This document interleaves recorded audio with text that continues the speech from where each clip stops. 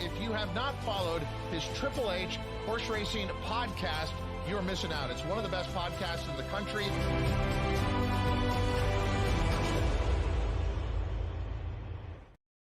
Hello and welcome to episode 239 of the HHH Racing Podcast. I am your proud host, Howard Kravitz. Thanks for joining us this afternoon. We're starting a little bit earlier today as we have so much to cover.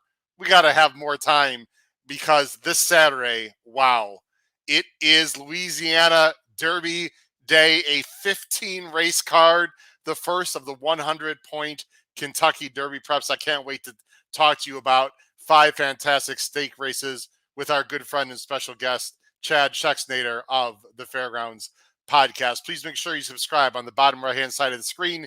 Hit that notification bell. That will tell you when new content will arrive. And then also smash that like button. That'll help send everyone to the HHH Racing Podcast. We greatly appreciate if you smash that like button as well. You can see on my name tag, at H Kravitz, is where you can reach me on Twitter. And of course, scrolling on the bottom of the screen is my email, hkravitzhorse@gmail.com. If you are watching live, we already have a lot of people watching live. Please make sure you comment. If you're on YouTube, go to the YouTube channel, comment on the right side of the screen. We'd love to hear what you have to say. If you are watching on Twitter right now, you might want to go ahead to our YouTube channel. Just go to the YouTube search bar, HHH Racing Podcast.com, and then you can join our live chat. We have not posted a lot recently on our listening platforms. We're having a little bit of an issue with it. We hope to get that started running again, but usually we are on Apple Podcasts, Spotify, and Anchor. If you normally listen, nothing's wrong with your side. We've had a little bit of issues on our end. We're working to straighten that out. We've got great power picks. Look below the video player for the information. And if you're interested in knowing how we did last week with some of our horizontal plays, our great co-host Pete Visco has put a special information. If you go to our website, hhhracingpodcast.com, and then click on the Power Picks tab at the top, you can see our great horizontal hits that we had. Pete and Paul both hit their horizontal pick 5 at Oaklawn, and I hit a modest pick 5 at Aqueduct last week. So you can find out what scores we have on our website under Power Picks. We also, there's the information, hhhracingpodcast.com. Also, we're going to be advertising again with Adelphi Racing. You see on the bottom of the screen, get in touch with Adelphi. We'll have more advertisements for Adelphi coming up very soon. And also, I have to mention Anthony Rollo and Crownsway Racing, who have not only they've been on a roll lately with some wins all over the country, especially at Gulfstream, but they just purchased 3 horses for their Series E that has started. If you want information on how to get involved with Crownsway Racing, they just bought 3 2-year-olds at the Ocala OBS sale down in Ocala. Very exciting horses. I'm a new partner of Crownsway. Check them out as well. All right. I think, let's see, we got a few quick comments here. Maiden Focus is already here. We got Steven Vanderbroek already here waiting. Barry needs a big weekend to take this thing. Ouch. My Hoosiers not making the Sweet 16. Not good. Let's see what else here. Yeah, we got Maiden Focus has a bunch of other comments. Likes instant coffee have come with Hit Show. Perhaps Chad Schexnader has something to say about some of the workouts. We'll be talking about that. But without further ado, let's bring in my co-hosts right now before we bring in Chad so we can get this show going, as I'm just clicking a few buttons here on the side, making sure we're ready to go. There we go. First, let's bring in from the East Coast of Maryland. Wasn't sure he'd make it today, but he is here, the one and only Mr. Pete Visco, and from the Commonwealth of Massachusetts and the Saratoga Special, Mr. Paul Halloran. Guys, welcome to 100-point final Derby prep weekend. How are we doing? Fantastic. Excellent. Are we ready, Paul? This is where the shit gets serious now, Paul. Excuse my language. I like a horse who already has 50 points, Howard. I'm not getting too riled up over anything. That wouldn't be a certain gray that we know, is it? It would be, yes. All right. Everyone's down on him. Everyone's down on him. That's okay. I know. Good. I hope they Yeah, consider. no, it is a good. It's this weekend, and then there's some left. Obviously, Santa Anita is still left, and Bluegrass is still left, and the Wood is still left. So it's pretty good stuff. A lot to go. Before we bring on Chad Schexnader, real quick, guys, I don't know if anyone watched episode 12 of Bettin and Boozin last night. It was outstanding. I was very active on it. I do want to show a little more respect to our guest, Nathan Klein, who is a freshman at the U of A, University of Arizona, in the racetrack industry program, is an up-and-coming race caller, guys. If you're not familiar with Nathan Klein, he really does a good job. I'm really impressed.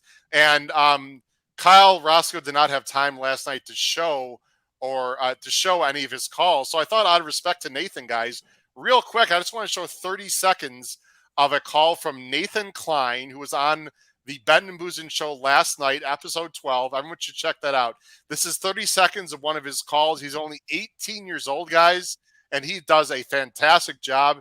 He's going to be a superstar, I predict, at one point. So let me bring that on right now. This is Nathan Klein. This is a race at Turf Paradise, and here is 30 seconds of Nathan Klein, guys. Let's take a look and listen to this budding superstar. Here we go. She's just in front. Unsinkable Molly B is trying to find some racing room. On the outside of her, Ida Need a Drink. Unsinkable Molly B is now looming large. Chocolate Freckles trying to hold her off, but Unsinkable Molly B is unwavering and wears her down and now takes the lead for herself. She's opening up. She's clear by now 2 lengths. On the inside, Ice Sharpie late for third, but it's all Unsinkable Molly B. A photo for second between Chocolate Freckles and Ice Sharpie, and a drop back to Ida Need a Drink, who was fourth. The final time, 110.66. Paul Halloran, you've heard a lot of races in your time. What's your thoughts? I love on the fly the name of the horse being Unsinkable something, and he says the horse was unwavering. Very good. Yes, very nice good. vocabulary. I like his intonation, Pete. He's got a nice way of he's got a nice race call. He's got a nice way of calling. He didn't seem that nervous. I'll tell you, what were you doing at 18, Pete? I sure as hell wasn't calling races at Turf Paradise. I'll tell you that. Definitely not that. I probably would have been slurring my words if I was trying to call a race at 18. But I like too the call of the horse up the rail, because sometimes that's what you miss, is you miss the late comers or who's coming and which one it is. And I think that's having that eye for more than just the winner is impressive.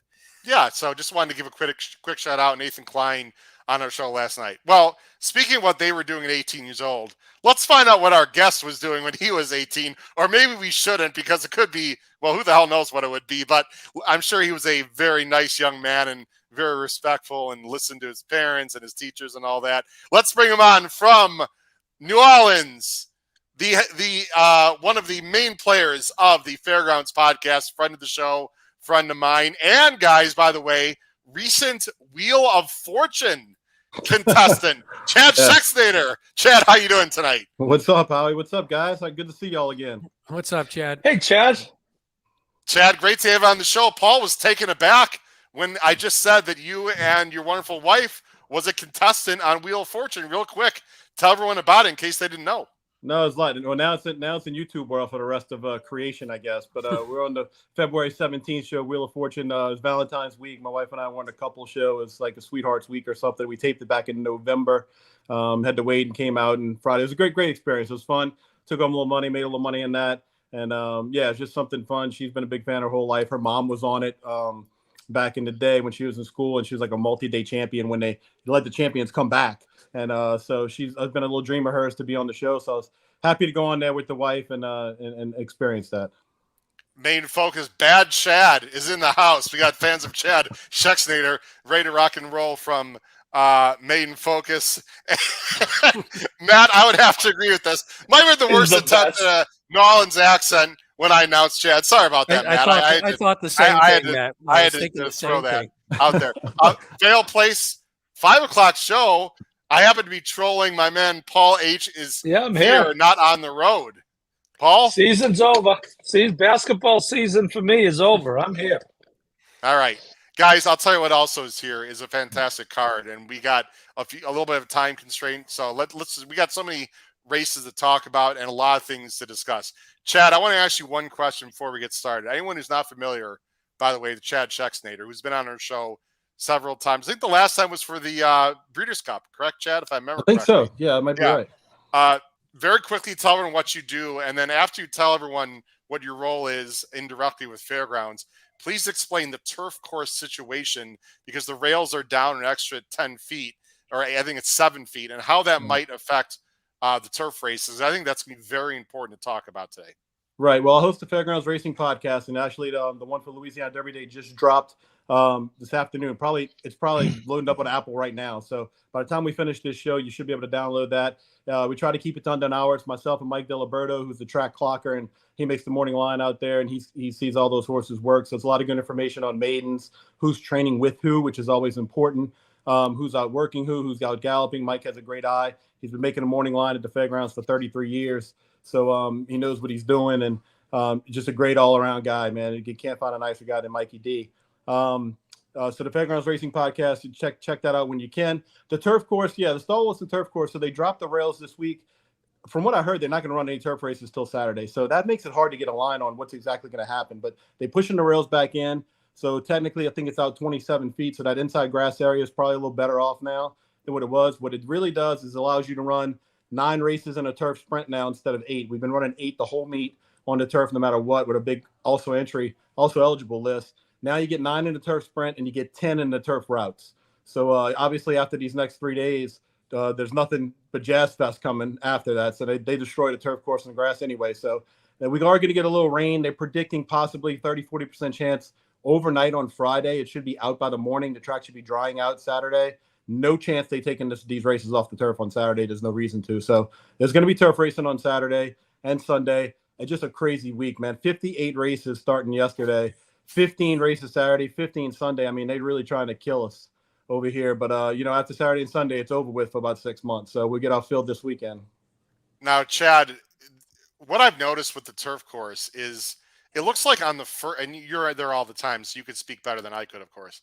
It looks like on the first turn is where it was really bad. I don't know what happened to the grass, but it was really bad, just inside the rail. I don't know if the rest of the course was like that, like the 3 or 4 path, but it would seem to me just logically, they're going to be, if you're on the rail this weekend, you're on the very fresh part of the turf course.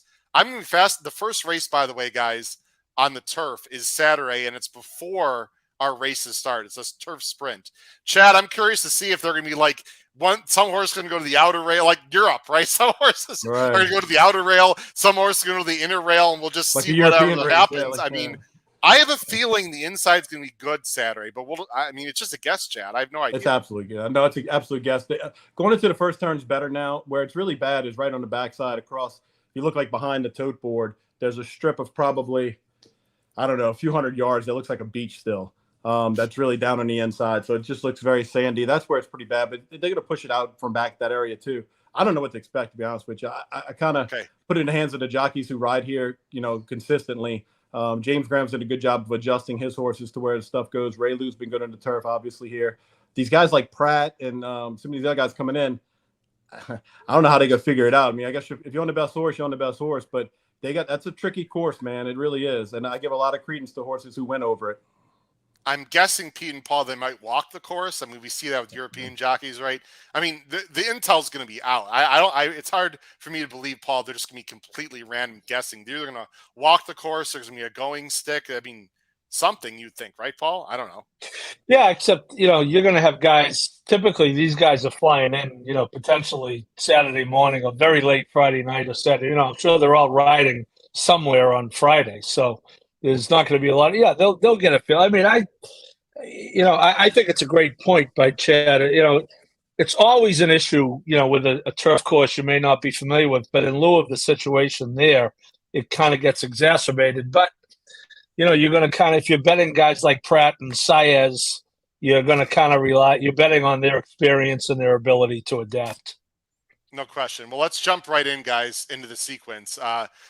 We're going to cover the late pick 5. There's an all stakes pick 5. It's a $500,000 guarantee. All stakes pick 5. The first race that you see on the screen is actually not graded. The other 4 stakes our grade. Let's go full screen right now. Let's just start right now. Race 8. And there are other stakes on the card for Louisiana breds and other things. Chad, if we have time at the end, we can talk about it, some horses you like earlier in the card. But let's start with race 8, guys. This is the Tom Benson Memorial. This is for filly and mares, 100K. They're going a mile of 16th on the turf. You see the rails are set at 28 feet. There's some familiar names and some new faces as well. Pretty big field. It's a field of 10 with the Moorline favorite from the rail, the number 1 adventuring for Cox and Saez. So I guess we'll have an idea right away, Chad, what the rail looks like. Let me go ahead and switch to race 8. I'll go ahead and put the banners up here also. You're going to see our picks on the bottom of the screen right now. There they are. Let me just do one other thing here, guys. Take it. We're good. All right. So, Chad, we're going to go with you first. You're going to go with, sorry, let me bring it back here. You're going to go with the number 8. The number 8, She Can't Sing, a real honest 6-year-old mare for Chris Block and Brian Hernandez. Yeah, I like She Can't Sing. She won this race last year, Howard. And I think she's coming in even better this year. She gets 4 pounds off that weight difference, which she won last year. Back on Lasix here. I just think, the familiarity with the course, she's been across it 7 times. And I just have a lot of questions about everybody else. And here's a question for you. We've run about 51, 52 races on the turf so far. Do you know who the leading trainer is and wins on the turf course this year? Ooh, not Chris Block. Your boy, Chris Block. Is it You're really? Right. How many starters has he had on the turf? I think he's had 10 and he's won 5 of them. Wow. Really? Yep. So Wow. Chris Block Well, I has mean, 2 the guy's a great trainer. Anyone who knows anything, especially about Midwest, I mean, the guy knows what he's doing. That's amazing, Chad. 5 of his 6 wins have been on the turf. Catalano has 4, and then you have like Cox and Amos, I think, tied at 3. So wow. Chris Block horses run well here on the turf. His horses get it done. This one, I just had a lot of questions about adventuring and some of the other ones in here. So I picked She Can't Sing on top. I don't think it hurts getting Brian Hernandez in the saddle. So that's where I went. Adventuring on the rail, 2-1. I don't know why Rosario's not riding back on this horse, having him be here, but obviously Saez has a lot of Cox horses that he rides for. Buried on the rails, horses can have speed. The turf course, it has been playing the closers lately. The last couple of weeks, it's been very closer friendly. Not really closer friendly, but stalk pace friendly. The speed hasn't done that well. So I kind of lead to She Can't Sing. Diddy is a horse that's 3-1 the morning line. To me, this looks like a setup for Keeneland. Nacho Correa has been training at Keeneland with this horse. I think he brings the horse down here to get up a start, and I think he's pointing for something bigger at Keeneland. So I don't expect him to be 100% cranked. So I went to She Can't Sing, just kind of a horse for course, and that's my pick. I guess the main question, this is for everyone, but Chad, I'll throw it to you first.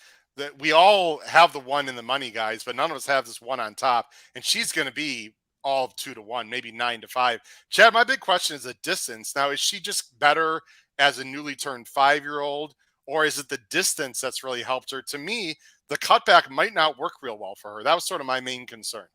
Yeah, this is a long stretch here, too, at the Fairgrounds. And, I mean, look, she's going to get close to $1 million in earnings if she wins this race, and she's certainly a nice mare. I just can't swallow what price she's going to be. And her first time over the course, she's been training here since January. But that Gulfstream turf course is very different from the turf course we have here. So, can she take her track with her? We'll find out. I don't want to find out at 2-1. But like you said, I'm not going to let her beat me in the exotics. But as far as a win bet and keying a horse, it's not going to be her. Yeah, it's one of those horses we're all going to use, but we hope doesn't win. One of those situations. Paul, you're going to go with the 6 that Chad already mentioned, Dadia. I sort of feel the same way Chad does. I wasn't sure what to do. There is, just so you guys know, I looked it up, Chad, because you and I are thinking so much alike. It's scary. In 3 weeks, it's a quick turnaround, but the Jenny Wiley is in 3 weeks at Keeneland. That's their premier older filly and mare turf race. And Nacho really points to Keeneland. I don't know if they're pointing to that race, but it would make a lot of sense if that's what they were playing, doing, using this as a prep. Paul, you feel like this horse can absolutely win anyway. She was a superstar in Argentina and ran well last year in her 2 starts at Colonial, won both of them. Paul. Yeah, and I'm basing it on the trip. I went back and watched. I think the first U.S. race is really informative. The last time out, she came from 8th. She dropped back a little, came from 8th. That first race in the U.S. was kind of an odd race where she was out there. She was right on the pace, and then she sat off a slow pace, dropped back, even with the slow pace, and then kind of got up late. I think this race is going to be won from someone who's pretty close to the pace. I kind of agree with you guys on the one adventuring. Even though the horse looks like speed on paper, I don't think she's going to be quite that fast at a mile and a 16th. And I just think the 6 has a potential to get to get the right trip here. This was here she's going to come late. And right now you're thinking, this 8's gone. This is a tough beat if you bet the 8, whoever the 8 is. But, she does make a good late run. And again, it's into a very slow pace, 50-3 and 114 flat. They did the mile at a very slow 137-4. So I think that, the regular jock's on. I think the post is fine, and I think the horse gets the right trip. I have her in the mix, but this 3-1 to me is way, way too low. That'd be if this horse is 3-1 to me, that's a big underlay in my opinion. Pete, let's go to you. You've got the 9. Pete, great minds think alike, sir. Because I like the 9 also, and I don't know if we're being great or not. But we'll find out. New Year's Eve surprised everyone on, I think it was Oaks Day last year, and knocked the hell of me out of that Oaks Day pick 5 when she won the Edgewood at 14.5 to 1. But you know what? She backed up that effort with 2 pretty good efforts. If you toss out the Belmont Oaks, Walsh is good off layoffs. I'm sure you've got a stat for that. Why not at a medium price in this race? Yeah, to me, the one thing I looked at, and I would see if this would come into play, is those last 3 races, which again weren't as impressive, even though the 1-2 back was pretty good and the last one wasn't too bad. They were definitely going a little longer. I mean, you see the mile and 5/16, 3/16, mile and a quarter. Now this one's cutting back. You're getting 2 for 2 at the mile and a 16th distance. Obviously, Chad talked about having some familiarity over the Fairgrounds course. 3 for 3 in the money. Picks up Pratt. Yeah, I did have Walsh. Hopefully I did the math right. It was like between like 150 and 200-day layoff, 210-day layoff, 24% win, 52% in the money. So at least, this horse, he can get horses to fire off a lengthy layoff. This one, again, I think you're sort of looking back. I was more reliant on those first 4 races as opposed to the last 3, even though the last 3 were solid. The works have been pretty good coming in. So I think I was looking for a price because, again, like you said, adventuring might be too short. The 6 might be a little short. So I think if this one can regain that past form and if Pratt can come in and take to this horse, then I like this one at a half decent price. I've got similar stats. I've got, by the way, the average payoff of his horses coming off a long layoff are $18.45. I saw that, yeah. Brendan Walsh. And also, guys, in graded stakes off the layoff, he's only 3 for 30, but 2 of those were with Brian Hernandez. So his most well-meant horses seem to be with Brian Hernandez. Chad, any final thoughts on New Year's Eve when we're going to move on? New Year's Eve, it's just her first start as a 4-year-old facing a pretty salty group here of older fillies and mares. So that was my only negative. I mean, she's coming off the layoff and in the first start as a 4-year-old. I mean, Brendan Walsh didn't run her against older horses as a 3-year-old. He kept her all in 3-year-old company. He kept, and look, good for him that she made $400,000. So he did the right thing. But this is going first time against older. So, but she has experience over the turf, so that definitely helps her, no doubt. There is some pace. I didn't mention the pace. There's potentially some pace, and obviously it looks like she's, based on her past performance, she can be a little bit far back. So hopefully that pace heats up as well. All right, let's move on to the next race, guys, and we've got some big stake races coming up here, including some graded stakes. Let's get right to it. Race 9, the New Orleans Classic, grade 2. This is going to be at about 5:04 Eastern Standard Time. A lot of familiar names in here. It's a field of 8, led by the big name in this race, at least as of January, the number 2, Art Collector, who completely freaked in the Pegasus.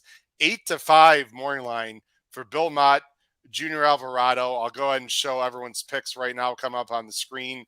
Chad, you're going to go first.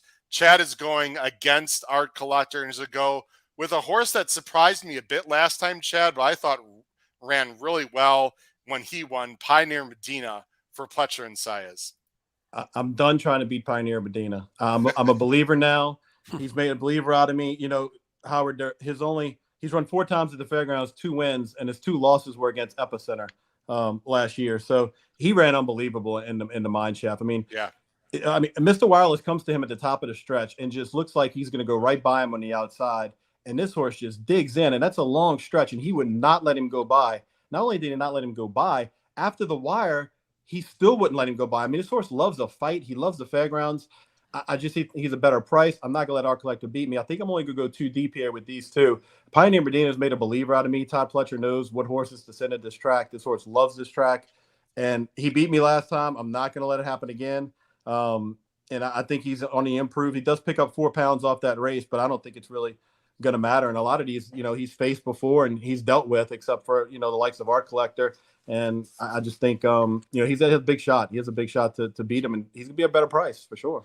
Hey, Chad, oh, sorry. I was just going to ask Chad on the 8 real quick, because I liked this horse last time. I think we talked about it on the show. And the only thing that concerned me this one was he seems to not run as well when he gets past the mile and a 16th. And I mean, you see he's 0 for 2 at the mile and an 8th, but even in any of the other races that have gone beyond that, that was the one thing that I was like, maybe for some reason he's just not built for going beyond that. I don't know, Chad, if you had any thoughts on that. That was the only thing that sort of put him in second for me as opposed to on top. It's a valid point. And we're not going to know, really. I mean, this is probably his favorite track. So if he doesn't do it here, I don't expect him to do it anywhere else. But I think he's going to be a decent little pace. He's going to be close. Can he hold off our collector? That big monster coming at him. He's held off everybody else to the wire except for Epicenter. So, yeah, it's a bit valid point. That's a good point. Chad, my main question is, he's probably going to have to sit because the 3 horses on the inside are pretty quick. The question for me is, can he sit and finish against this quality horse? I mean, I know he did it last time, and Pete, great call on this horse. I didn't like him last time, like Chad, and we were both wrong. That's my main question, Chad. Is he quality enough at this distance to sit off and go by? That's really my only question, Chad. I think, he's going to have every opportunity. He's going to get the jump on some of these. I think Treasury, he's a fast horse. He's going to definitely set some nice fractions. I don't think West Willpower wants to be too far off of that either. And I think that's why I was kind of against West Willpower a little bit, because I think Treasury is just going to make him work hard. It's going to make him work harder than probably he wants to work. Now, if you listen to the Fairgrounds podcast, Mikey D has all kind of great stuff to say about West Willpower. So I was trying to talk him out of it, but there's no probably talking him out. But I just think in the pace setup, I just think he's a cut below to me. West Willpower, this is a grade 2. It's not a grade 1, but the price he's going to be, these Cox horses are going to get bet off the board. I mean, we kind of joked about in the podcast, this could be a 4 to 5, 9 to 5 type of thing with these two, and everybody else has forgot about. So, we'll see what happens with him. Maybe he's a better horse than I'm giving him credit for. Chad, I got the impression West Willpower is going to go off higher. I think this 2 to 1 is too low, but I don't know. We'll see. Paul, before we get to you, Chad, you just mentioned the pace situation. So where's Art Collector going to be? I mean, he's just he might sit the dream trip off the 1 and 3 and just win again, even though I'm going to be against him on Saturday. He could sit the same exact trip. Perfect third, like he was in the Pegasus. I mean, look, Bill Mott won this race last year with Olympiad. He knows what it takes to get here and win this race. I mean, so, this is a good start. It's the next step for him. And I think, maybe Bill just wants to come eat some crawfish during crawfish season. So why not bring Art Collector with him? So why not? Paul, you anything you want to add to Art Collector? This is your top horse. I mean, he ran unbelievable. He's been a bit inconsistent in his career. He put it all together last time. If he runs, he doesn't even have to run his last race. He runs even a little bit underneath his last race. He probably still gets the job done. But Paul, he's going to be maybe even money here against a pretty good field. And I don't think he's run at Fairgrounds either. No, he hasn't. So I don't know, Paul. He still got some questions for me to answer. Maybe I'm just being stubborn. Yeah, I thought that last time, Howard. The way Chad feels about Pioneer of Medina, who I also liked last time, and Pete and I were right, and you were wrong, Howard. I hate to say that, but that pains you, right? I'm Paul, sorry, my sound just went out for a second. I'm sorry. What was that? You said you're always right. I Howard. feel that. That's what I thought I heard. Okay, go. And if you want to look at the Pegasus, if you look at the horses coming out of it, next race, 8 starts, 4 wins, a second, and 3 thirds. One of the wins is the Stinner and Anita handicap with Stiletto Boy. I just think this horse is really good. And I would dispute a little bit, Howard. I think he looks a little more inconsistent on paper than he is. If you start in 21, his only bad race in 21 is the Breeders' Cup Classic. He loses to Nick Sco.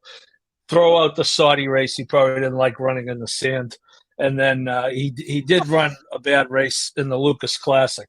But I think right now he's about as consistent as it gets. I think Mott has managed his horse very well. I tried to beat him in the Charlestown Classic with my West Virginia friend, Brett Muad'Dib, last year, who ran his eyeballs out to run second.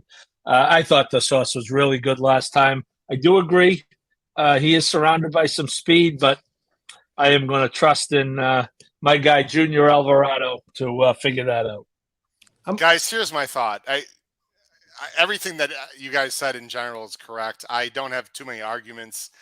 Because I want to see it again with Art Collector, and because of what Chad mentioned with West Willpower and maybe gets caught up a little bit in the speed duel, and I'm still not convinced with Pioneer. I got a lot of questions, guys, in this race. I'm going to go with a bit of a fuzzy. And Vale places like, Howard, what are you talking about? If a closer is going to win this race, guys, to me, and we don't know what's going to happen, of course, I'm really inching Rail and Roll. Now, this is a horse that, if you guys remember, I tipped out in the Breeders' Futurity way back in October 21st. I was actually there that day and won it almost 9-1 for our power picks. I remember it very well. He was not good last year for most of his 3-year-old year. There's really no argument. I don't know what happened. He just never developed. But guys, since that St. Louis Derby at FanDuel in St. Louis, he's really come on. He ran 2 nice races, a 96 and 100. Toss out this race here was the Breeders' Cup Marathon. He should never have been 9-5. That was ridiculous. I don't think he wanted to go that far. Ken McPeak, guys, is not bad. We poo-pooed him last week when he won with a maiden, and he can win off layoffs. He can win with maidens. To me, if this race falls apart, which I think it could, this is the one I think can come running. His workouts look great. Chad, I was going to ask you, he's got bullet workouts, and McPeak's not a bullet workout kind of guy. And this horse doesn't usually work this way. Have you heard any vibe at all on Rail and Roll? Because I think he's going to do that in the lane and have a big shot if he gets the right trip. Yeah, I think Mike said on the podcast that he worked with Tiz the Bomb last time, but the work 2 back was with Classic Causeway. And Classic Causeway got a little bit of best of him in that workout on the gallop out. And Classic Causeway ran back last weekend, I believe, in Oaklawn and didn't do anything. So that doesn't mean anything. But, this horse is back on Lasix too, Howard. He does a lot better running on Lasix than without Lasix. He does. I don't know, guys. This is my underneath play. I don't know if he can win. I've got him on top, just trying to beat the favorite. We'll see what happens. Actually, by the way, Classic Causeway ran in that nice second, actually. So was he second? Is it Oaklawn race, right? Last week? Yeah, he lost. Yeah, he ran okay. Yeah, he almost fell. Yeah. Didn't he get caught? He got caught, but it was by the horse who was better. I think the favorite. I forget. Last Samurai. Yes. Yeah, Last Samurai. Last Samurai. Yes. Yeah. Yeah, Paul, where's your samurai impression? I thought we love when I'm you go. focused. I'm focused tonight, Howard. I am focused. I thought we'd see a karate choppers. I don't know. Anyway, all right. Any reason why Art Collector's back on Lasix after running 10 times without it? Isn't that weird? I mean, I'm not questioning Bill Mott, but why put the horse back on Lasix after 10 times without running on it? Just because you can, I guess. I mean, I don't know. I guess just because you can. That's interesting. I'm assuming he's going to go to the big Churchill, the race on the Ali Sheba, I believe, on Derby Day. I think that's probably where he would go next, is my guess. That's a good question, Chad.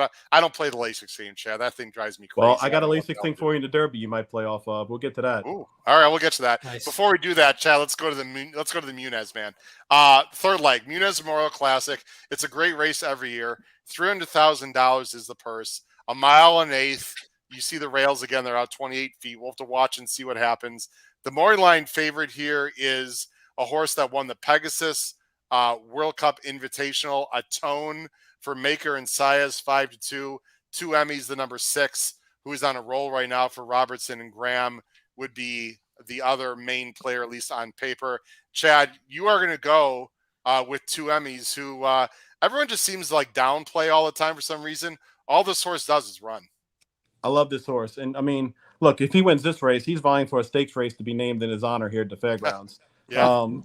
I mean, I think James Graham really figured him out last time. The race 2 back, he came into the lane and he wanted to go straight to the rail when he got in the lane, and the rail was really bad back in January. He didn't want to be here, and Graham fought him most of the stretch to get him right to the middle of the track, and General Soul caught him from the way outside, and I don't think 2Emmys saw him coming. Now, last time, James Graham, the horse, did exactly what he wanted to do. Now, he walked all the way around there, but James Graham put him in position, and he just kept going, man. He looked great. He's my single, Howard. I love this horse. I think that this is his race. He becomes a millionaire after this race. Wow. And I just think he's got the perfect setup. He likes being outside like that. And this is his home track, man. I mean, I know he's the Chicago connections and all that, but he loves the fairgrounds here, and I hope the old boy has one left in him.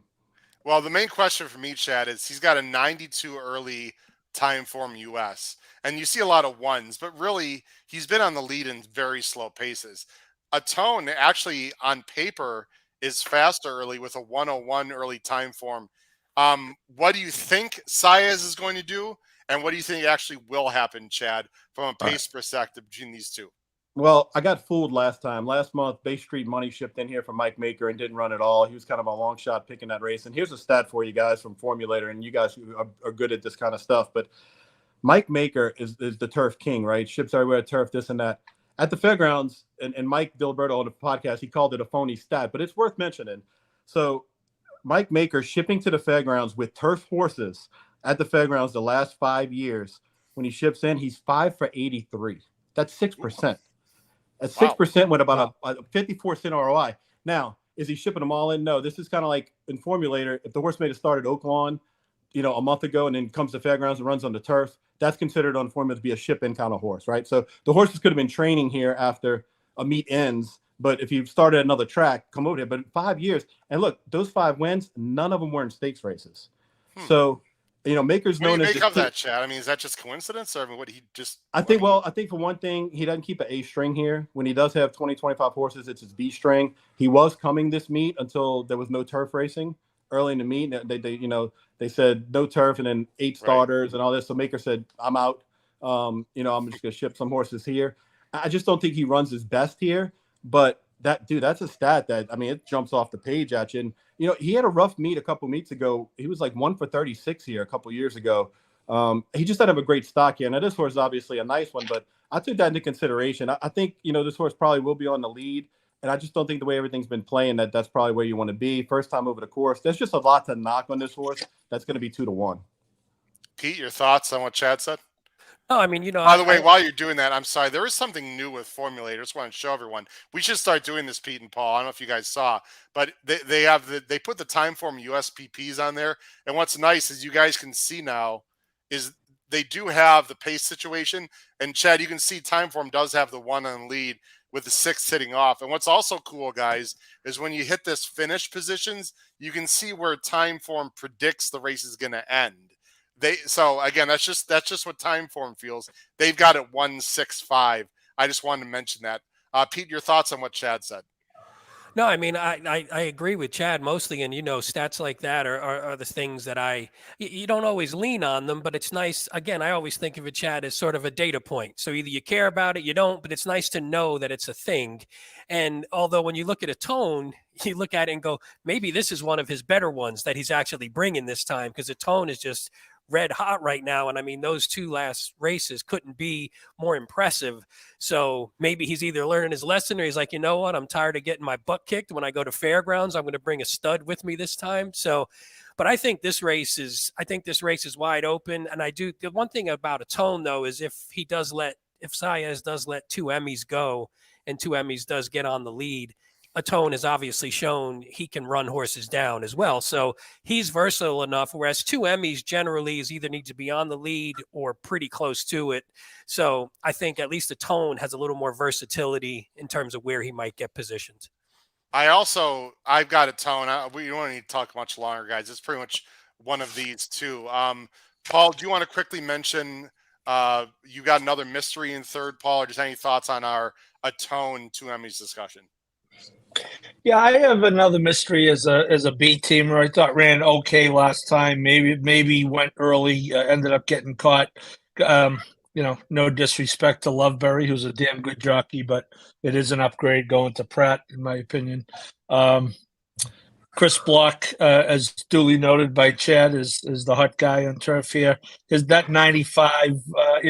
He shows the ability to run in the mid 90s, and you got to think that area up to around 100 would be good here. So I think another mystery is a solid B. I think a tone is pretty versatile. I don't think the horse necessarily has to be on the lead here, especially based on the way he ran last time.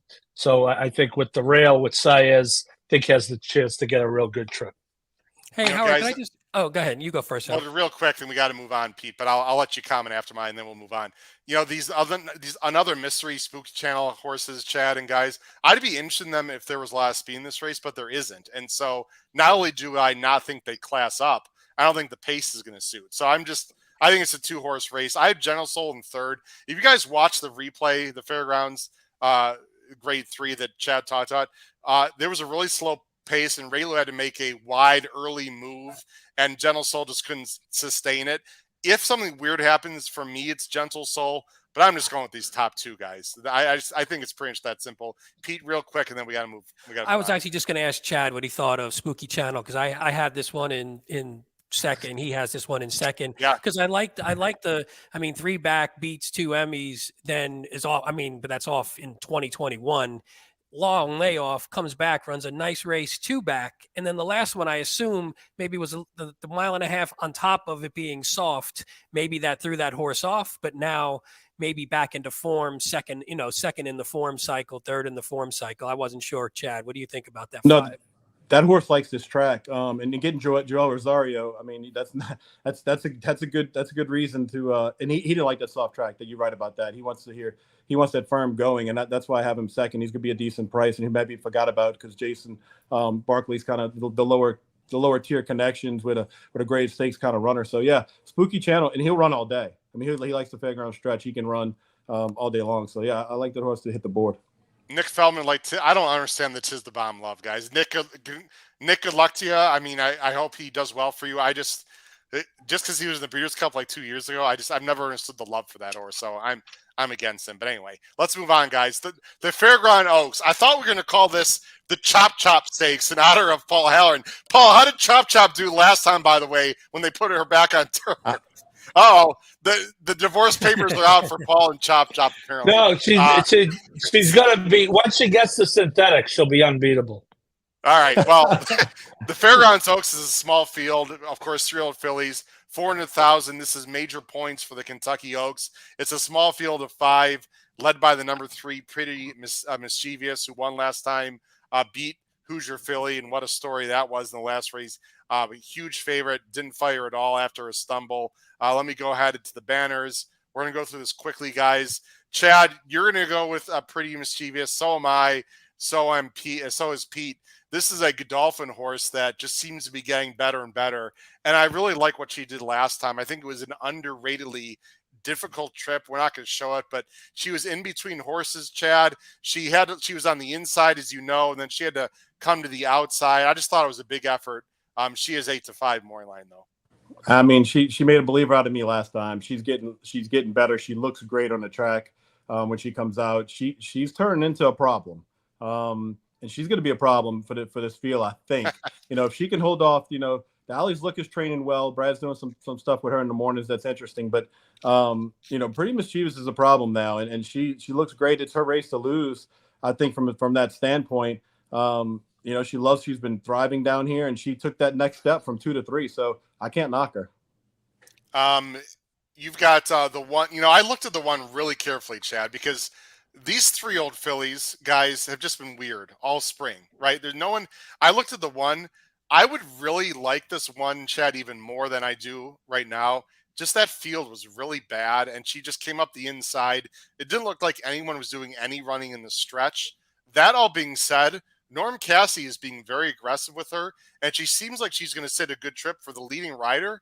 Chad, we've seen stranger things in this race. No, Norm Cassie, look, he loves this filly. He's talked about her. He's gushed about her. My only concern is that last race happened with Lasix, and now she's going back off of it again. Yep. So that's my one concern. That's my one concern, Howard. But she finished it very well here. She repeats that effort that she ran back or gets close to it like she did in the allowance race. I don't know how much it really took out of her, but she's come back and done well. I mean, there's no knocks on her, but she has to repeat it for me. I have to see it again.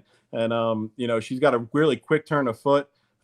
She was really, I think Ray Lou's worked her the last couple of times too, and she's done it real easy. So she could freak again if she does. She's going to be right there with this group. There's no doubt about it. And I have a hard time believing she's going to be 8-1. I think she's going to take some money, but they can't all be 5-2. So I don't know. I'm real interested how they're going to bet this race with Who's Your Filly in there, because it's mind boggling the hype went around her. And I don't know. We'll see what happens. I think it's going to happen again, to be honest with you.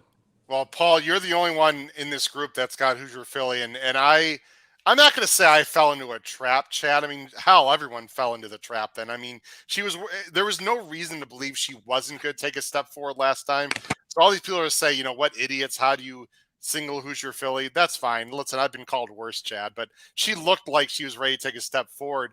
Paul, maybe now this is the time to get her when she's going to be a higher price and the expectations are not as high. Yeah, I looked at the three logicals, and I agree on the one, but the trip, and no one's a bigger Raylu guy than me, but the trip was, just when it looked like the trip was perfect, it got more perfect last time, and I don't know how good the field was. I'd love to see him win. He is still up 10 in the standings, by the way, with only 3 races to go today, and I think 3 cards after today, Chad? Yeah, he could take the week off. He'll be leading Rotter. That's awesome. Good. I just, I really wanted to be able to focus on only one of these 2 or 3, and I really couldn't, so I just went with that if, Amos has toned down the rhetoric a little bit. She's gone from being the greatest horse, the greatest female horse who ever lived to, has a lot of promise, and I love Tom, but, I just think maybe this time at a better price. Well, it has to be a better price. The price last time was just silly. That maybe this is the time. I agree. I'm not sure how great the field was that the 4 beat. I thought the 3 were in well. No knocks. I know Brendan's really high in this horse. I came down to the 5 and the 3. I think the 5's going to be better odds, reverse of last time, and went with the 5. And Nick Feldman is an astute guy. At least for this minute. Apparently, Gabby said Who's Your Filly was the best 3-year-old on the grounds. She works well, Chad. That's for damn sure. No one can argue that. But she hasn't really proved it on the track yet. So, I don't know. Pete, real quick, any thoughts on – you've got sorry, Pete, where you've got the 3 also. The L's look as a horse you and I both had last time, Pete. But I don't know. This seems like a tougher spot, and couldn't have gotten a better situation last time. I'm not sure it's going to happen here. Yeah, and I'm not sure the Alley's look is better than Pretty Mischievous. So if you're looking at a ticket, you say, well, why do I need the 4 if I think the 3 is just a better horse? And Who's Your Filly is obviously you just don't know what to do, because I think Chad made a good point and said where Pretty Mischievous looks like she came back better from 2 to 3. Maybe Who's Your Filly just didn't, and maybe she's just a great in the morning horse, or maybe she comes and runs a monster race finally this time and gets maybe a little bit of a better ride. I didn't necessarily love the trip either when you're that big of a favorite, but I don't know. Based on the just current form, I feel like if Who's Your Filly wasn't Who's Your Filly and it was just any other horse, I would like the 3. But I said the same thing last time. I shouldn't have liked Who's Your Filly just based on numbers and looking at everything like that. I wouldn't have loved that horse as much as a single if it wasn't Who's Your Filly and there was so much hype around her. If you take out the name and just look at the PPs, like Pete, if someone just gave up a random PP, that's what I mean. Yeah, I would say this 5 should be like 6-1. I mean, she looks slow. I mean, she just makes no sense. She just looks slow, yeah. And I mean, I said that to myself last time, and we said that on the show. But you're like, but it's Who's Your Filly, so obviously she's awesome because everybody keeps telling you she's awesome. And in the morning, she looks awesome, so she might be great. Hopefully, she is. We love to see great horses actually fulfill their expectation. But I think on paper, the 3 just looks better right now. I agree. Guys, we got about a little less than 15 minutes here to talk about the final race, and this is the race we got to talk about respectfully the most. It's the Louisiana Derby. It's the premier race of the entire meet. Chad, I know the locals always get really pumped up for this day in the Louisiana Derby. Epicenter, of course, won last year and was absolutely spectacular in the Triple Crown and was named with 3-year-old the Eclipse winner. Well deserved. I don't know if the Eclipse winner for 3-year-olds this year is coming out of this race, unless I suppose Instant Coffee just continues to get on a roll. Let me show the picks on the bottom of this screen. Chad, before we deep dive into this race, what's the vibe down there? Who's been working the best? Just give us the overall thought on the Louisiana Derby 2023 this year. Yeah, I think Instant Coffee is going to be a prohibitive favorite, and then behind him, I don't know, it's a dartboard. I mean, he's been kind of the hype horse, and he's done everything right. There's no reason really to knock him, and I think Brad Cox has, he has a lot of confidence in here. We never thought the LeComp would be like one of the stronger races, but I mean, you look who's come out of it, and everybody's run well. I think Instant Coffee is a legitimate favorite. I think he's a legitimate horse. And I don't think he's Epicenter. I mean, I was on this podcast last March, and I couldn't stop talking about Epicenter. Epicenter. So I don't think I'm not going to talk about Instant Coffee in that regard. But he's definitely a deserved favorite. I think it's his race to lose, and we'll see what happens on Saturday. But it's a nice full field, and I think Rosario's going for his 3rd straight Louisiana Derby on an Asmussen horse, but Cox has won this race before. So we'll see what happens. Cox has 3 horses in here, guys. There's been rumors this week that Tappett's Conquest, who's been working with Alice Look, actually, the filly, the last 2 times. But there's rumors going that he might scratch. I don't know where those rumors came from, but I've heard it about every day. They said he might point toward the Wood. But if that happens, I think that increases my confidence in Instant Coffee or Jace's Road. If he's willing to take Tappett's Conquest out and go chase points somewhere else, maybe that's the key. But that's just a rumor. I don't know if that's gonna happen tomorrow or Saturday, whatever. And he might stay in. I'm just saying what kind of the room mill on the backside's happening. So we'll see.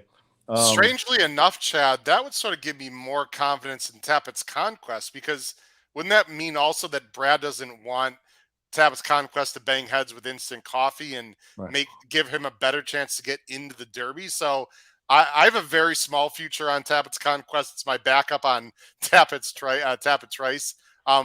I wouldn't mind seeing him going to the Wood just selfishly, but I would almost take that as a positive, Chad, not a negative to me. Yeah, I mean, we'll see. All right, let me get to my Lasix point here, Howard, because it's very important.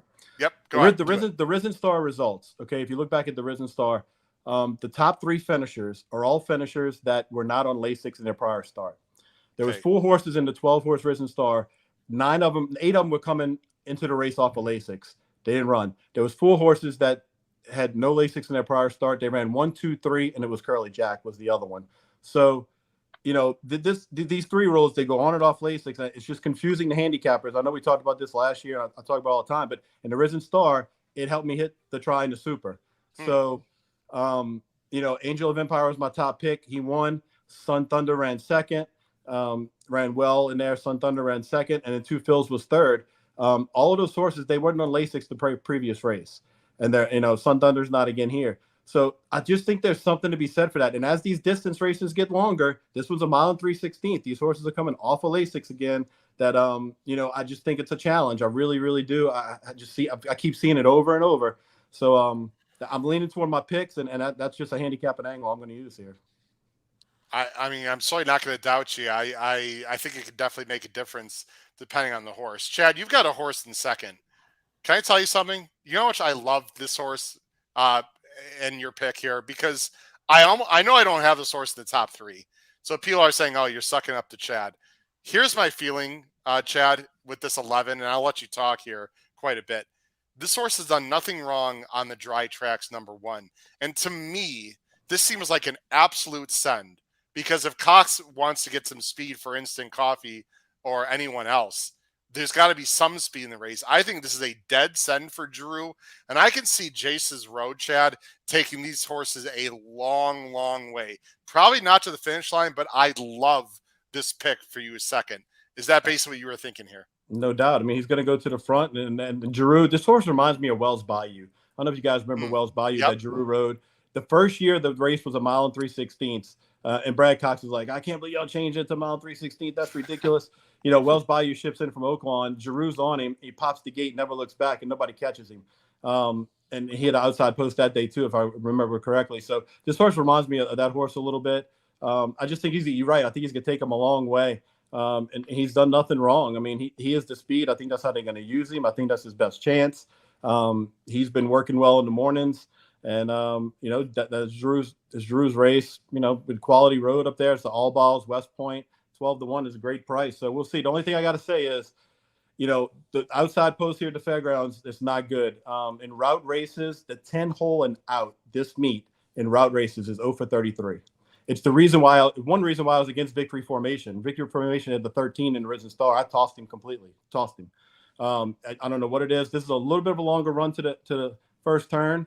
But yeah, it's just weird that I think I had the numbers here. It was crazy. The 10 hole is 0 for 33, but in route races, the 10 hole out is 0 for 32, and the 9 holes 3 for 33. So 3 for 65. Those outside posts. I don't know why that is. It just is what it is. But it's a short run to the first turn if they go a mile 16th. This is a very long run. So yeah, it's a little longer run. Your stats are well taken, but they're not at a mile and 3/16 either. So right, exactly. So, but I like Jason's Road to take a long way. I agree with you. I think this horse is ready to run.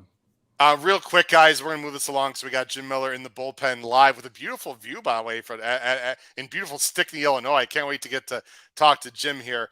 Chad, any other quick thoughts before? I'll tell you what we'll do, Chad, because I know you got to go also. Any quick thoughts in this race, Chad? We'll show you your pick 5, and then we'll let you go.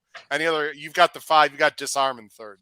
Yeah, I Steve was high on this horse when they came here to the Fairgrounds earlier this year. He's taking a little while to come around. I think this is his one swing at it. He definitely needed that race at Oaklawn last time out. I think this was the plan all along, was to run him at Oaklawn and then bring him here. He's worked very well here. Let me see if I got anything on work. I don't have any workouts who he's working with, but I think Rosario on him is definitely a positive thing, and I think he could trip out. I just think this horse, he needed that last race. That runaway winner, 2 Eagles River, was a nice horse for Hartman, but he got everything his way. And at the price, 10-1, I'm gonna take a shot. I'll use him underneath for sure. That was really my only other, kind of cute horse in here, I guess. Okay, well, let's look at your pick 5, Chad, and then we'll let you go. I know you got busy. We got a baseball game tonight, right, with the boys? Man, baseball season started, Howard. They busted me already, buddy. Beautiful. We're still scraping the snow off the ground here in Chicago, but I think it's 82 degrees outside right now. So, geez, that sounds nice. Chad, your pick 5's on the screen. You got 1, 5, 6, 7, 8, with 2, 8, with 6, with 1, 3, 4, 5, with 2, 4, 5, 6, 11. You're using the full $100, and you are singling your boy on the turf 2 Emmys. Yeah, I'm just trying to get through 2 Emmys, and then I got 4 out of the 5 in the Oaks. Maybe I just throw everybody in there just to buy the race, but that's the race where I just don't want to lean on any filly in there. I don't know. I just don't want to lean on anybody in there. And then I had the opportunity to spread a little bit in the big race, full field kind of thing, and obviously it's not going to pay too much, I don't think, if the 2 wins. But if you have a short bankroll, I think leaning on instant coffee is a good idea. I like going a little deeper into turf races up front. 2 Emmys I like, but that first turf race, I'm looking to beat the favorite, just try to get things started there. And usually price horses do pop on the turf here at the Fairgrounds. So hopefully one of them pops there. And we'll see what happens. And then, I'm kind of against the West Willpower, took a stand there and just went, 2 horses in the New Orleans Classic. So we'll see how it goes. So, and they take a shot. Absolutely. Listen, Chad, we really appreciate no one go anywhere. We're going to finish off our pick 5s, and then we're going to bring on Jim Miller. But, Chad, we're going to let you go. Thanks a lot, man. We really appreciate it. Congrats to an awesome job. Again, where can people listen to that Fairgrounds podcast? Because it is outstanding. Yeah, I'm going to post it on Twitter here as soon as I get off with you at Schexnayder. You see it right there. I'll post it on there. It's on all the Apple, Spotify. Anywhere you get your podcast, just type in search bar Fairgrounds Racing, and it'll pop right up. And it's a good one. A lot of good information on there. We kind of delve out some of the maidens too. Real quick, hit on the maiden. There's a maiden in the second race. That's the Secretariat's running the second race. Just to let y'all know, it's Castle Warden for Cox. What's the number?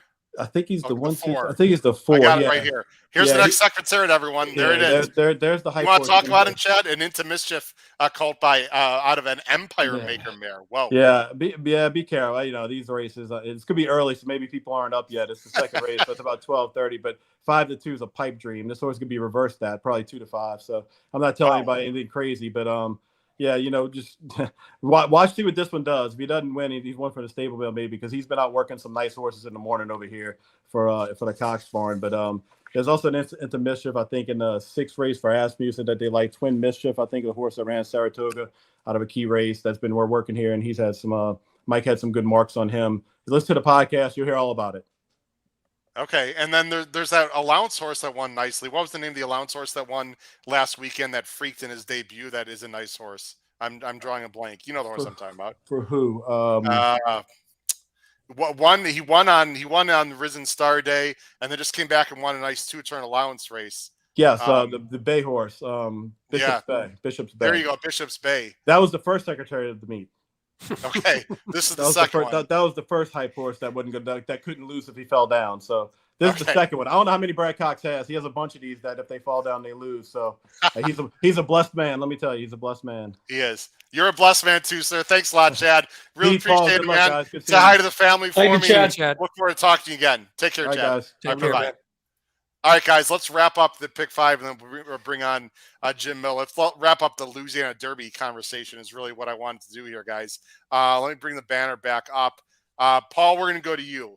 You've got the number 6, a Pletcher horse who is well meant for this spot. I'm not sure 6-1 is going to be his price. I think you're going to lower on him. Kings Barnes, Pratt in for the ride, undefeated right now, 2 for 2. Yeah, Howard, I went through the race and, I know Instant Coffee is formidable, but I'm not going to run behind Bush and Hyde to bet against Instant Coffee. I don't know how good this horse is, but the fact that he went to Tampa should cause no alarm because Pletcher does that with regularity. It's an $800,000 horse for Spendthrift. May go to the lead. Time form has him going to the lead. May sit off, but I think this field could not be more ordinary, and I think it's ripe for the taking for a horse like this. I don't love the horse, but certainly going to be a straight A, and anything over 5-1, I'm going to bet him flat. And Pete, you agree? I agree. I'll agree with everything he said because I think the one thing about Kings Barnes is we just don't know yet. We don't know if he takes his, he's in his 3rd race coming up. So if he takes a step forward here, he might just be better than them. And you're taking a shot with Instant Coffee. The only prep thing, I love a good closer, but Instant Coffee has been known to be back a little farther and there's not a huge amount of pace. I think Jace's Road, like you guys said, is probably going to sprint to the lead. I was hoping that Kings Barnes then would sort of just let him go, sit the perfect trip potentially, try and work over towards the rail a bit or be first over, and then get that first run and then hopefully hold off Instant Coffee. I like this one because of the potential. And I think the other ones, we sort of know for the most part what they are. I think Instant Coffee maybe still has another level, hopefully, just for his sake. But I think this is the only one that's a true unknown at this point, but with a ton of talent and the connections to actually get that talent out of him. The main focus, who, by the way, is a great follow on Twitter, is a real sharp guy, thinks that Kingsbarn has more speed, and that's just the tip of the iceberg. We're going to see. This is a much tougher spot. It's a huge field. He's going to have to navigate something unless he's just ultra aggressive. But Kingsbarn also seems to get a really nice trip here, guys. So I have this horse as a B as in boy. A lot of that's respect for Pletcher. And the distance you would think would work out well. My sort of, I don't have a strong opinion here, guys. Let's just say that I want to say flat out, I do not have a strong opinion in this race. I like Disarm a little bit. I think he's meant for this spot. I love the breeding. I think he's got big upside. I think he's another horse speed that we don't know about yet. And that's why I like him here. But he's got to really stretch out another 3/16. There's a lot of question marks. I just have no interest in taking a low price on anyone in this race, guys. So I'm going 5-2-9. Tappett's Conquest, I already talked about, was like 8 wide last time. And if he runs in this race, I think he has a big shot. The extra distance is going to help.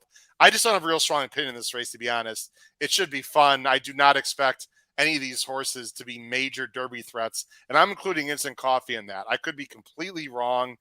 I don't know, guys. He doesn't excite me. Maybe just his style, but I don't know. He just seems like he'd be a mid-pack runner in the Derby.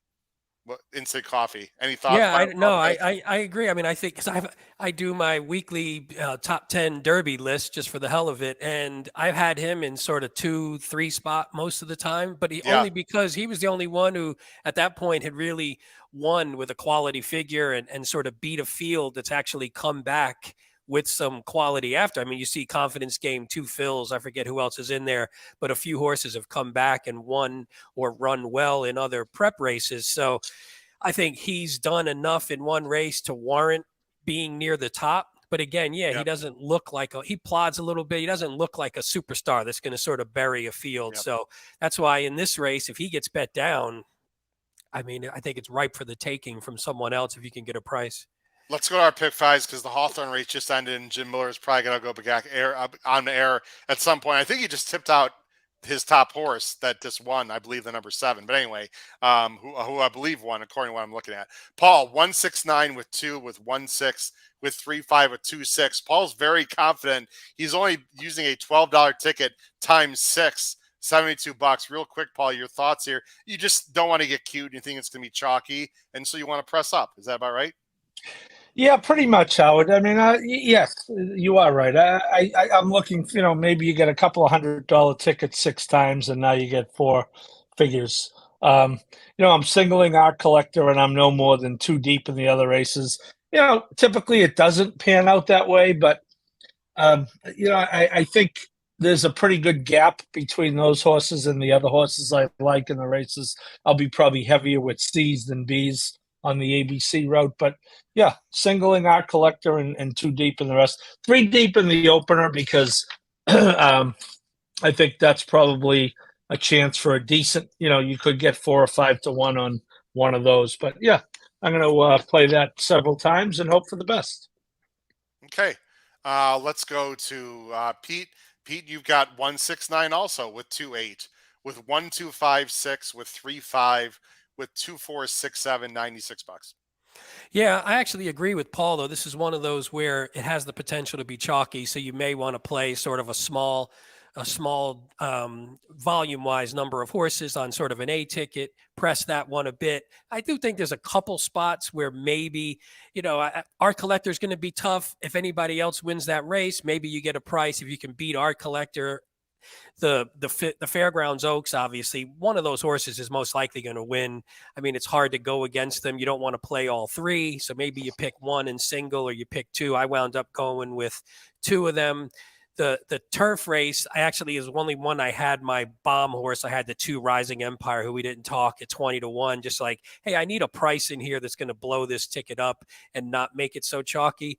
And then I think the Louisiana Derby is just wide open. I mean, I think if King Barnes isn't as good as we hope and Instant Coffee is maybe stuck too far back, then I think anything can happen. So I was ready to go deeper in that leg and probably would have a bunch in sort of an ABC line in the Louisiana Derby.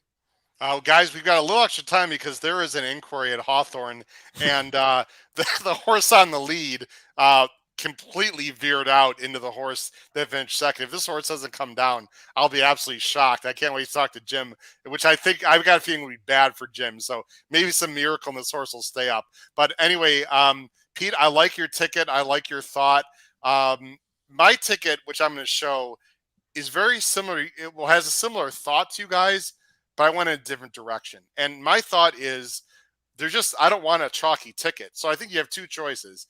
Either you do what Paul did, and to some extent what you did also, Pete, but you do what Paul did and really press up, or you just toss some horses and you take some chances.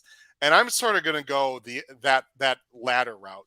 My $96 caveman ticket is 6, 7, 8, 9 with 3, 5, 8 with 1, 6 with 3 with 1, 2, 4, 5, 6, 9, 10, 11. This is a $96 ticket. I'm using an Adventuring, guys, in the first race on my ABC. But if Adventuring wins, right? If Adventuring wins and Art Collector, and you get 2 Emmys or a tone in the turf, and then you have a short field in the Oaks, like, you're not getting paid. Like why even play the sequence, right? So you can, to me, you either press up and you go really strong and hard with a small ticket, or you try to beat. I don't think Adventuring has to win. Art Collector is probably going to win, but if Art Collector doesn't win, guys, that's going to blow up the ticket. And so I do think the turf is a 2-horse race, and I agree with you, Pete. I think Pretty Mischievous is a good single because when you have a small field and you got a bunch of like 9 to 5s, you can't spread there, in my personal opinion. Yeah. I think you got to take a stand in that kind of race. I'm taking a stand with Pretty Mischievous. And then the Louisiana Derby, I have no freaking idea. Maybe Instant Coffee's the goods, but maybe not. And that, I think you get a 15-1 easily in that race. So that's my lodge there, guys. $96 for better, for worse. And listen, if Adventuring wins the first race, you know what I'll do, folks. The old play the pick four. So that's right, Paul. Guys, as we bring Jim Miller on, let's just bring him on right now from Hawthorne Racecourse. He's there live, guys, hoping maybe this horse doesn't come down. Jim, this horse has got to come down, right? Yeah, I think so. I mean, even though I think it's so long in Stickney there. What the hell's going on? Yeah, whether I pick the horse or not, I think the horse has to come down. I mean, the horse veered out badly in the lane while on the lead, but we'll see. And they're still looking at it, though, right, Jim? They're looking at it. Yeah, it's an apprentice rider on the leader. It's E.T. Barrett on the other horse, a veteran jock objecting. I think this horse has to come down. I'd love to get 3-1 in a 4-horse field. It is what it is. You're going to have to let me know because I've been looking over my shoulder at the board, which you see right down there, but I can't see how this horse stays up. I'll let you know. Jim, before we let Pete and Paul go, let them go first. Good to see you. How you doing? I love the view up there. Any thoughts on Louisiana Derby, Jim? Did you look at it, and then we'll let Pete and Paul go? Yeah, and I was listening to you guys talk a little bit, and I was happy to see on your ticket you at least included the horse that I had. The horse I liked was Shopper's Revenge on the inside. The one thing I found about the race was I didn't think there was a whole lot of pace in here. And the thing about Shopper's Revenge is the best effort was 2 back in the maiden score that was on the front end. The last out, I think, if anything, the horse got a little bit of education, getting away slowly, taking some dirt, and then still running on late. But from the inside, lack of pace. If the horse gets away, maybe they go out there. I don't think they're going to go too fast in this race by any means. And I don't think anybody's really a superstar in the race either. So maybe the horse gets brave and just can kind of go out there, cruise along and kick away and do so at 15-1. He ran huge 2-back. I thought he was, going to really be a force on the Triple Crown, trail. Or DQ, Jim. DQ, Jim. Yeah, there is a DQ, Jim. That's the right call. It's the right call. Regardless of my picks, that's the right call. Yeah, it's the right call. Pete and Paul, so we let you guys go. Any final thoughts? You got Turfway was covered by Bettin and Boozin. You want to bet big fields, and it's going to be on our Power Picks, guys, by the way. Turfway's got monster fields on Saturday for the Jeff Ruby Stakes. Two Phils is in there. Larry Ravelli. 2 Phils. Any thoughts on anything there that you guys looked at, or just anything in general, Pete and Paul, before I let you go here? I have not looked at the card. I think the fact that it's a 50-point race is very questionable, but when Churchill Downs owns the track, they can do that. I think Dubai is where we'll start our day. It's one of my favorite days of the year. Coffee, bagels, and gambling at 8 a.m. Well, we are live, everyone. We are live at 10:15 Eastern Standard Time. And Pete, I talked to you. Paul, I didn't even talk to you at all, and you don't have to answer this live on YouTube right now. But any of our co-hosts, of course, are welcome to join myself and Davey Lane. We're going to cover the last 4 races, Jim, and starting with the Golden Shaheen, where you got Gunite and some other nice sprinters, and then 3 more races. So it's a big day Saturday. I agree with you, Paul, about that. Pete, any final thoughts? No, I agree with Paul. That Dubai card, I was looking at it quick today, is fantastic. You get Rebels Romance coming back from the Breeders' Cup. You got some bunch of Breeders' Cup horses coming back, so it's a fantastic card. I like Congruent a little bit in the Jeff Ruby. I mentioned that. Okay. I got to yell at Kyle, by the way. I put like 3 comments up. He doesn't put any of my comments on the screen. I'm like, wow, I'm being boycotted all of a sudden. So I forgot to yell at him last night. But I do like.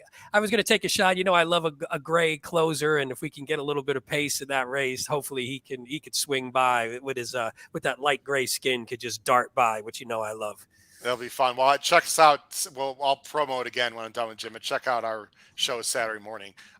Pete, Paul, thanks a lot, guys. Perhaps we'll see them Saturday morning. Good seeing you guys. Take care, guys, and we'll talk to you guys soon. See you guys. All right.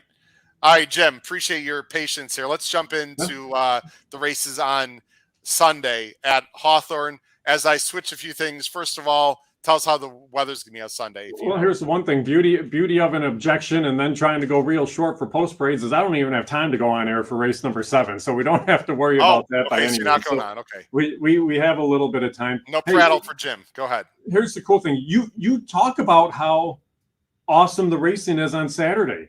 And it is awesome. That's the reason we are not running on Saturdays, because a card of overnight races is never going to compete with all those stakes-filled cards. That's why we're running on a Thursday, because you get a little bit more exposure and you're out there and you can kind of see things a little bit better. Sunday looks like it's going to be clear.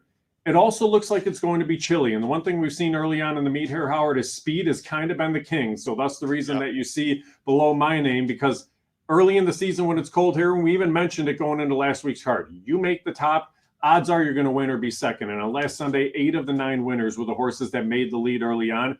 And some of them were not horses that seemed logical to make the top. They just happened to make the top in those spots. So we kicked things off with an Illinois bred maiden race for race number 6 for the 50-cent late pick 4 on Sunday. It's 5.5 furlongs, so you're starting to go a little bit longer as we're early on in the meet.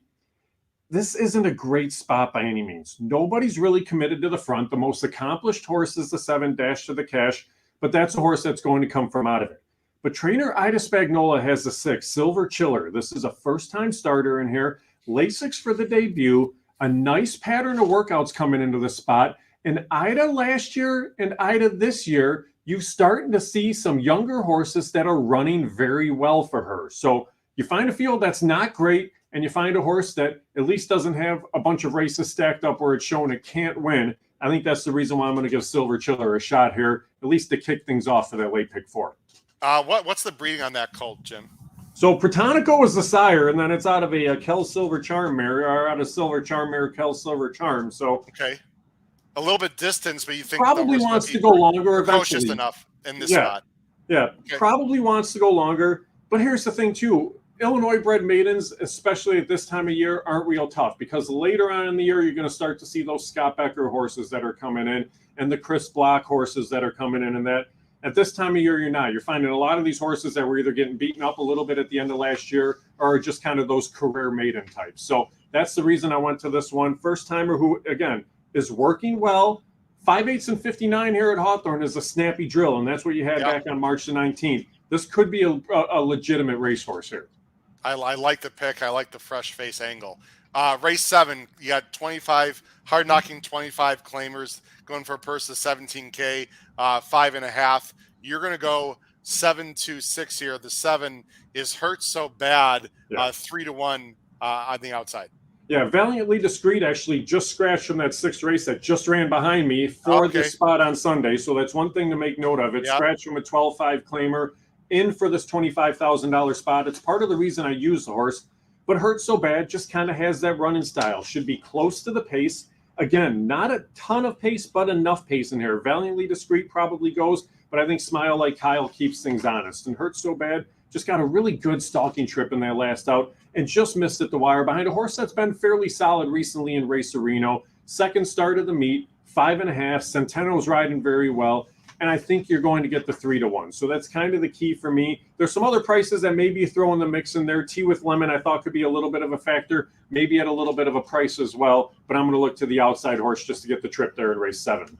By the way, Jim, breaking news. Well, I've got some breaking news, but I'm going to wait for the end of our pick 4 because this indirectly will affect you. You'll know what I mean when I tell you. Okay. Let's go to race 8 though. This is Sunday. Let's not get confused. Again, this is Sunday late pick 4 at Hawthorne. They also have a 15%. There's a 12% win play show. 12%, lowest in the nation. I'm sorry, 12% win play show. Win play show. Incredible betting and takeout at Hawthorne. The third leg of the pick 4 is a starter optional. 13.5 down to 6.5. 6 furlongs. I see some familiar names in here, including the very nice number 6 Illinois bred Long Tall Woman for Hernandez and Lascano. 8-5 morning line here. Yeah, and you're going to see when I get to my ticket kind of the way I play it, because I don't go real deep in the pick 4, but I like to hit it multiple times.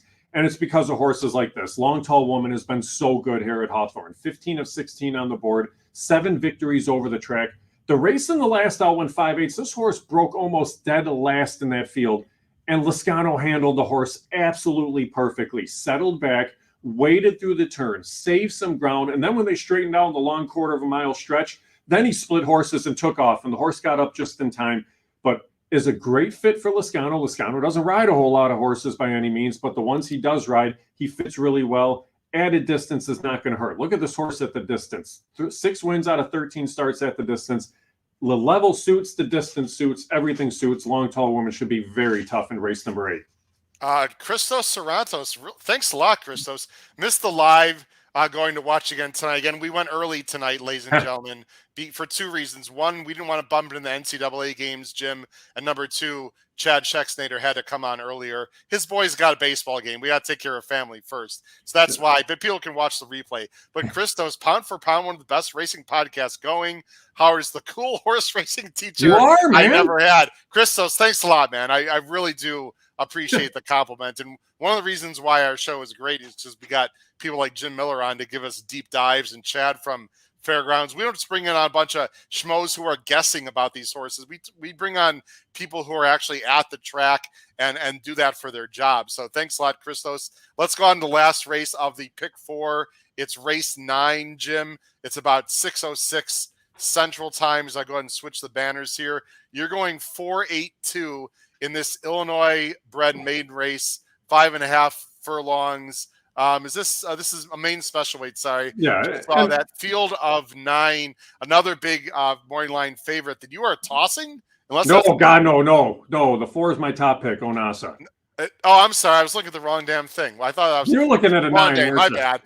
I just complimented myself, and now I can't read a program. See, the cool horse racing teacher. Let's go with the numbers, Howard. Come on. 4 or 5. What's the difference?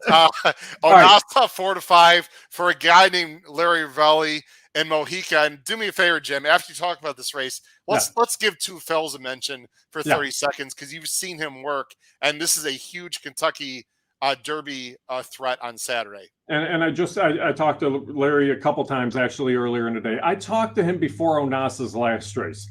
He called Onasa a bull. He said this is a big horse, a strong horse. He's like, I'm going to win that day. But the thing is, War Room is also a big horse, a strong horse who ran a really good race. These two were way clear of the rest of the field. It was a short field, but it was a 2-horse race from start to finish. And Onasa ran really well. So take nothing away from that horse. You don't get War Room back. Lightning Cashes you don't get back. The rest of this field is nowhere close to what you're going to get out of Onasa. This is a horse. I've laid the horse at 4 to 5.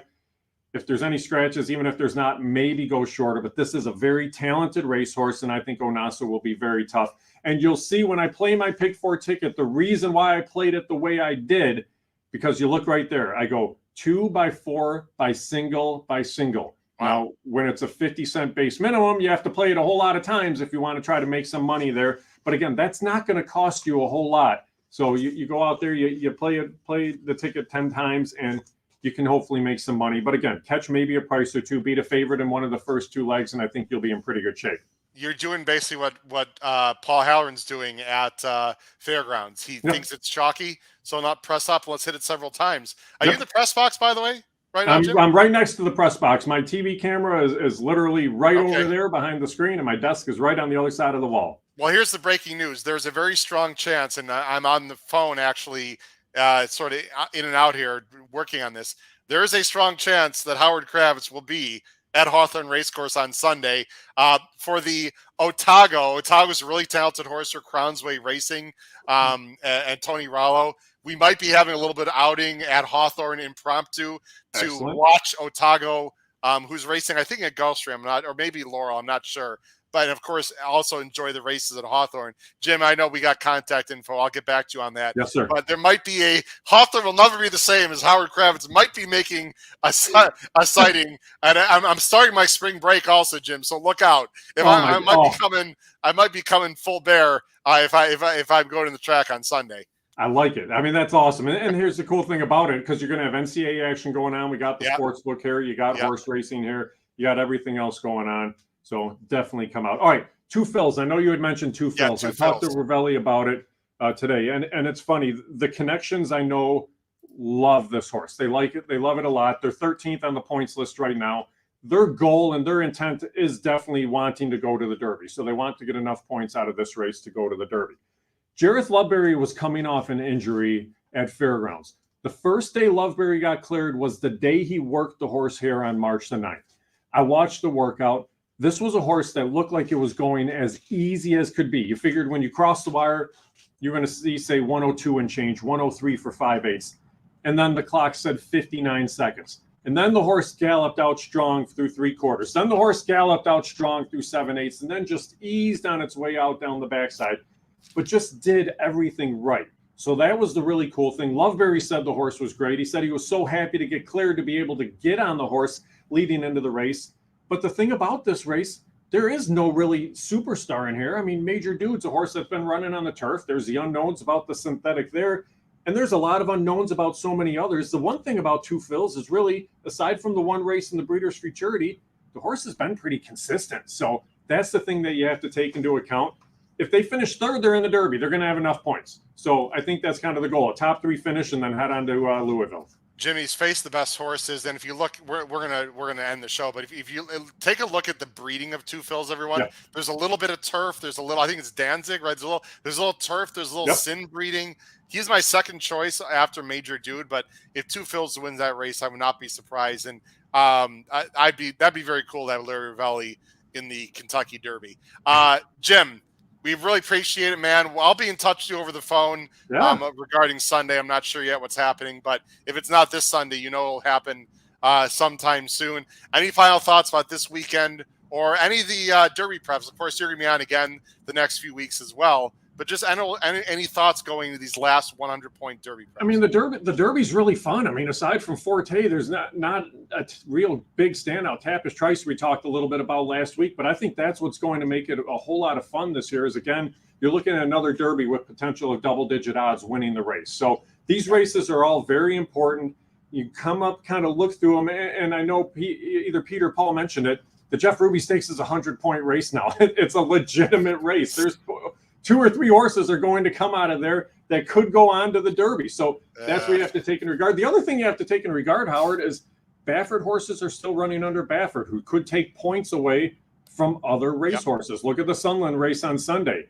That horse probably going to win. That means somebody's not getting 50 points. So it's something that you do have to look to as well, too. But it is. It's always going to be a lot of fun. As always for here at Hawthorne, when it's cold outside, rail speed is always very good. As it starts to warm up, the track evens out. But right now, it's been very much a speed track here at Hawthorne.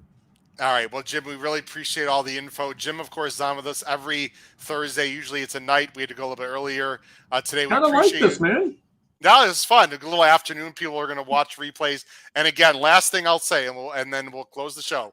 This Saturday, maybe Jim will be in the chat. Who knows what he's got going on Saturday morning. Huge races at Dubai. We are live starting at 10:15 a.m. with our good friend from the UK.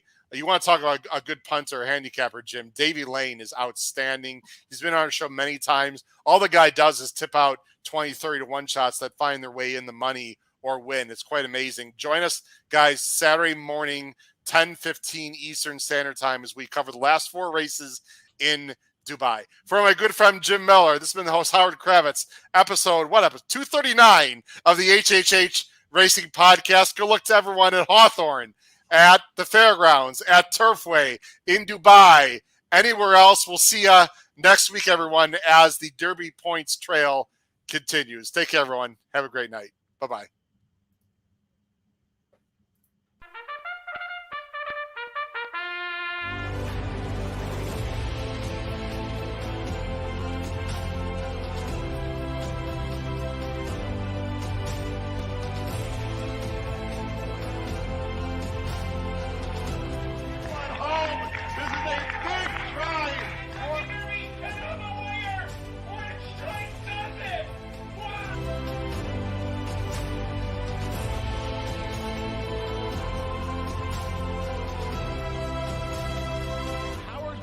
If you have not followed his Triple H Horse Racing podcast, you're missing out. It's one of the best podcasts in the country.